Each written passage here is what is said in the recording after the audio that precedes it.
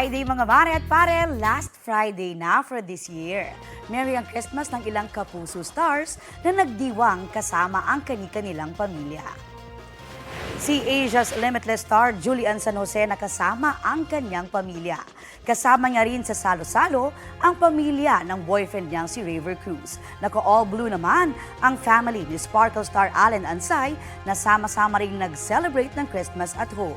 Si Michael Sager may photo under the Christmas tree kasama ang kanyang fur baby na si Crypto. Shineri ni Rian Ramos ang kanilang Christmas bonding with bestie Michelle Marquez D. Merry rin ang Christmas ni Shuve Etrata together with her family.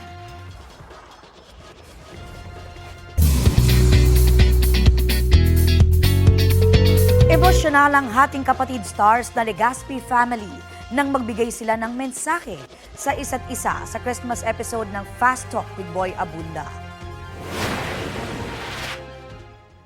Pag nagpapasalamat ako or nagsusorry ako, yun lang sasabihin ko, pero mararamdaman na nila sa tingin pa lang, sa emotion. I'm sorry with what you had to put up with this year.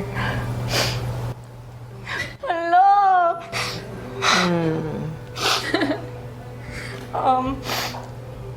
And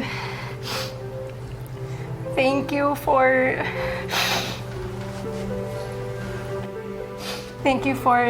never changing the way you love me despite everything that has happened in my life. Mensahe yan ni Mavi at Cassie sa mga magulang na sina Carmina Villaruela at Zoren Legaspi. Nagsorry din naman sina Carmina at Zoren sa kanilang shortcomings.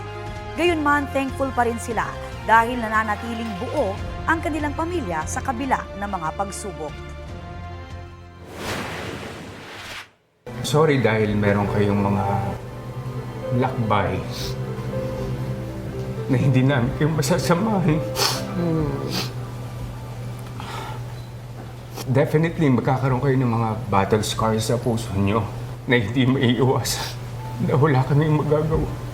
Nanatili lang buo at punong-puno pa rin ng pagmamahal ng pamilya namin at yun yung may pagmamamalaki ko talaga.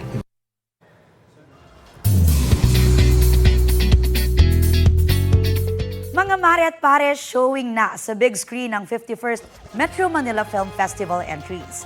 Kabilang dyan ang Love You So Bad film ni na former PBB housemates Will Ashley, Bianca De Vera at Dustin Yu. Will Ashley, Bianca De Vera, and Dustin Yu!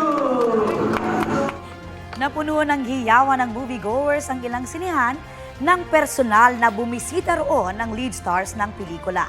Chika ni Will, Bianca at Dustin, ito ang kanilang Christmas gift sa kanilang ever-supportive fans.